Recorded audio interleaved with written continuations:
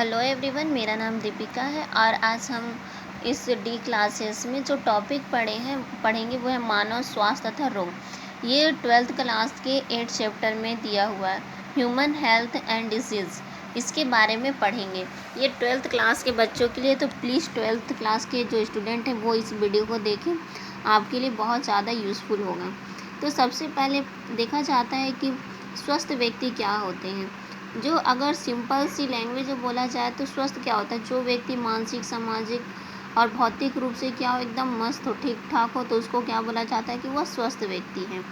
तो इसकी जो डिफिनेशन लिखेंगे, क्या लिखेंगे, मानव जो रहते हैं मानसिक, सामाजिक और भौतिक रूप में विकृति विहीन व्यक्ति को स्वस्थ व्यक्ति कहा जाता है। जो क्या हो, अपने शरीर मतलब बोला जाए फिजिकली मेंटली अच्छी हो, वही स्वस्थ व्यक्ति होते हैं। अब बीमारी या रोग मतलब बीमार व्यक्ति कौन होते हैं या बीमारी क्या होती है, तो उसके बारे में बताएंगे। बीमारी या रोग वह दशा है जिसमें जीव संरचनात्मक तथा कार्यात्मक रूप से विकृत या अनियमित हो जाता है। तो जाहिर सी बात है, हर कोई बीमार पड़ता है। तो कभी कभी क्या होती है, बीमारी होती है तो कोई मतलब मानसिक रूप से और लिखेंगे फिजिकली रूप से क्या हो जाते हैं, थोड़ी सी अनियमित हो जाते हैं, वो हो जाती है बीमारी। तो बीमारी की परिभाषा लिखेंगे कि बीमारी या रोग वह दशा है जिसमें जीव संरचनात्मक तथा कार्यात्मक रूप से विकृत या अनियमित हो जाता है। तो बीमारी के कारण क्या क्या होते हैं उसके बारे में पढ़ेंगे। तो बीमारी के कारण दिया है कि बीमारी हमेशा किसी न किसी कारण से ही होती है और यह कारण कोई भी पदार्थ फैक्टर हो सकते हैं, परंतु अधिकांशतः बीमारी जीवित कारकों के कारण होती है।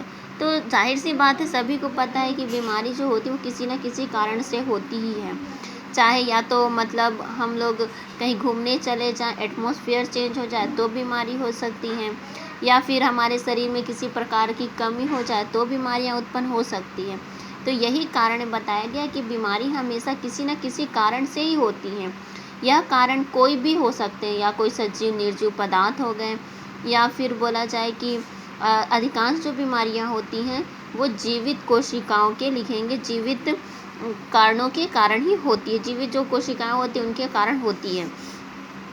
उसके बाद यह है कि जैसे कि बीमारियों के प्रमुख कारण कौन कौन से हो सकते हैं। जैसे दिया हुआ है लिखेंगे पौष्टिक तत्व क्या क्या होते हैं। तो दिया है कि जब हमारे शरीर में विभिन्न पोषक तत्व जैसे कार्बोहाइड्रेट, वसा, प्रोटीन, खनिज, लवण, इन सब की कमी हो जाती है, तब लिखेंगे क्या होती है, बीमारियां उत्पन्न होती हैं। कई बीमारियां उत्पन्न होती है। जैसे बहुत सारे एक फेमस क्वेश्चन आते हैं कि प्रोटीन की कमी से होने वाले रोगों के नाम बताइए, तो एक हो जाता है क्वाशियोकरा मरासमस। ये क्या होते हैं, प्रोटीन की कमी से होने वाले बीमारियां होती हैं। इसी तरह बहुत सारी बीमारियां क्या होती हैं, हमारे शरीर में पोषक तत्वों की कमी के कारण होती हैं। नेक्स्ट दिया हुआ है कि भौतिक कारक कौन कौन से होते हैं। तो भौतिक कारक में क्या लिखेंगे, हो जाएगा ताप, दाब, आर्द्रता, खनिज, ध्वनि आदि के कारणों से भी क्या होती है, अनियमितताएं, रोग उत्पन्न होती है। कभी कभी क्या हो जाता है, कभी कभी और मतलब वातावरण का ताप बहुत अधिक हो जाता है, कभी कम हो जाता है, कभी बारिश होती है।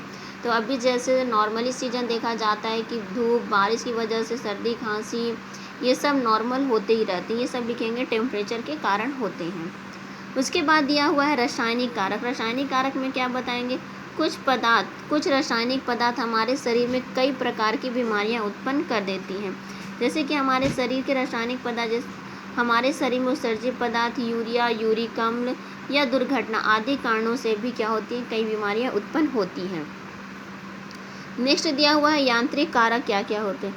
कुछ बीमारियां यांत्रिक कारणों से, मान लीजिए कोई गिर गया, चोट लग गई, फिर दुर्घटना हो गई, इन कारणों से भी क्या होती हैं, जो चोट वोट लगते हैं, ये भी एक प्रकार की क्या हो जाती है, बीमारियां हो जाती हैं। उसके बाद है पदार्थों की अधिकता। जब हमारे शरीर में क्या हो जाता है, कुछ तत्वों पदार्थों की अधिकता हो जाती है, तब भी कई रोग उत्पन्न होते हैं। कभी कभी शरीर में हार्मोन्स अधिक हो जाने या पोषक पदार्थों की मात्रा अधिक हो जाने के कारण भी कई बीमारियां उत्पन्न होती हैं। उसके बाद नेक्स्ट दिया है जैविक कारक या रोगाणु। प्राकृतिक में पाए जाने वाले कुछ जीव हमारे शरीर के में प्रवेश कर जाते हैं, तो वही क्या हो जाते हैं, जैविक कारक। जैसे अभी दिया हुआ है कोविड-19 बहुत ज़्यादा चल रहा है, उसके वायरस इतने ज़्यादा लिखेंगे घातक है, जो किसी के शरीर में अगर प्रवेश कर ले जाए तो उनको क्या हो सकती है, कितने प्रकार के शरीर में इफेक्ट उत्पन्न हो जाती है। तो यही हो जाते हैं जैविक कारक में जीवाणु के रूप में। तो यही मतलब जो कोविड-19 इसलिए बोला जाता है कि अपने आप को सेफ रखें, हाथ धोएं, मास्क पहने, बाहर बिना मतलब के ना निकलें। इन सब कारण से ही बोला जाता है कि कुछ जो क्या होते हैं, प्राकृतिक में पाए जाने कुछ जीव ऐसे होते हैं जो हमारे शरीर में प्रवेश कर जाते हैं। तो ये कोरोना वायरस जो है वो भी शरीर में अगर प्रवेश कर जाता है तो शरीर में लंग्स को ज़्यादा इफेक्ट करता है। ये चीज़ हो जाती है। लिखेंगे जैविक कारकों या रोगाणु की। उसके बाद पढ़ते हैं रोगजनक या रोगाणु क्या होते हैं। तो प्रकृति में पाए जाने वाले कुछ जीव जब हमारे शरीर में प्रवेश करते हैं तब कई रोगों को पैदा कर देते हैं। और रोग पैदा होने वाले इन जीवों को रोगजनक या लिखेंगे रोगाणु कहा जाता है। तो प्रकृति में लिखेंगे बहुत सारे, लिखेंगे प्रकृति में पाए जाने वाले जीव जब हमारे शरीर में क्या कर जाते हैं, प्रवेश कर जाते हैं तो कई रोगों को पैदा कर देते हैं।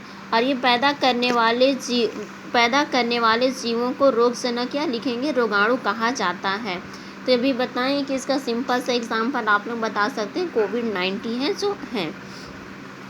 उसके बाद दिया है इनमें पैदा होने वाले बीमारियों को, इनसे मतलब अगर कोई वायरस या मतलब बोला जाए जीवाणु क्या करते हैं, शरीर के अंदर प्रवेश कर जाते हैं, उनसे जो बीमारियां होती उसे संक्रामक बीमारियां कहते हैं।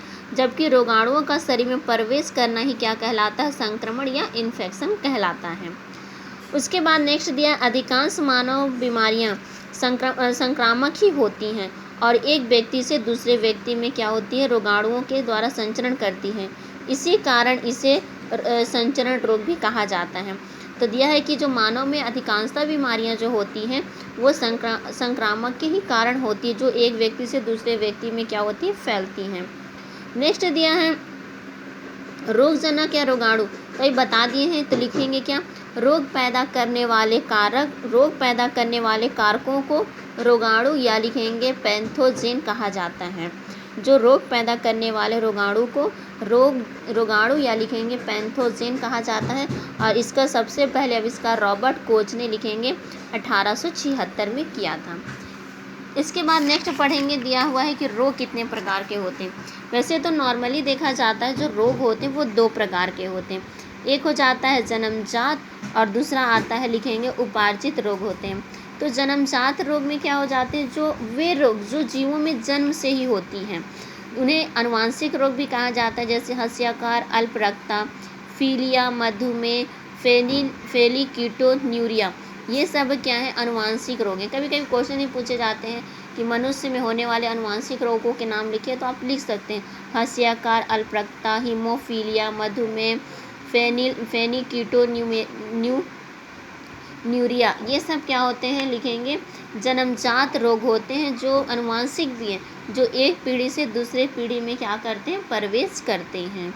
तो हस्याकार अल्परक्तता में तो आप जानते हैं कि जो मनुष्य की जो मतलब हस्याकार बोला जाए से पीड़ित होते हैं, हस्याकार अल्परक्तता रोग से, उसमें मनुष्य की जो आरबीसीएस होती है वो हस्या के आकार की हो जाती हैं। बाद में इसके बारे में डिटेल से बताया जाएगा। हीमोफीलिया के बारे में मैंने एक टॉपिक बनाया है, अगर आप चाहें तो उसको देख सकते हैं, प्लेलिस्ट में है, आपको पसंद आएगी। और उसके बाद मधुमेह, शुगर, ये तो बीमारी आपको पता ही नॉर्मली है आजकल की बीमारियाँ। उसके बाद यह है उपार्जित रोग होते हैं। उपार्जित रोग में क्या लिखेंगे कि उपार्जित रोग वे रोग होते हैं जो जीवों की जन्म के बाद विभिन्न कारकों के कारण पैदा होती हैं, तो उसे उपार्जित रोग कहा जाता है। क्या लिखेंगे इसकी परिभाषा में, वे रोग जो जीवों के जन्म के बाद विभिन्न कारकों से पैदा होती है, तो ये रोग हो जाते हैं उपार्जित रोग होते हैं। तो ये 2 प्रकार के होते हैं, संक्रामक और दूसरा पाया जाता है लिखेंगे असंक्रामक रोग होते हैं। तो दिया हुआ है संक्रामक रोग, क्या लिखेंगे, वे रोग जो क्या करते हैं, किसी लिखोगे वे रोग जो जीवित कारकों जैसे हो जाता है प्रोटोजोआ, हेलमिंथेस, जीवाणु जनित, विषाणु जनित, कवक जनित, इन रोगों के द्वारा क्या होते हैं, एक व्यक्ति से दूसरे व्यक्ति में फैलते हैं, तो उसे संक्रामक या लिखेंगे संसरण रोग कहा जाता है, संसरण रोग कहा जाता है। तो लिखेंगे वे रोग जो जीवित कारकों जैसे हो जाएंगे, प्रोटोजोआ से कौन कौन सी बीमारियां होती हैं, उसके बाद हेलमिंथेस जीवाणु जनित, विषाणु जनित और कवक जनित से बीमारियां उत्पन्न होती हैं। फिर नेक्स्ट हो जाता है असंक्रामक रोग के बारे में पढ़ते हैं। तो असंक्रामक रोग क्या होते हैं? वे रोग जो एक व्यक्ति से दूसरे व्यक्ति से नहीं फैलते। इन रोगों के कारक जीन नहीं बनते, बल्कि जीवों के अलावा दूसरे कारक बनते हैं।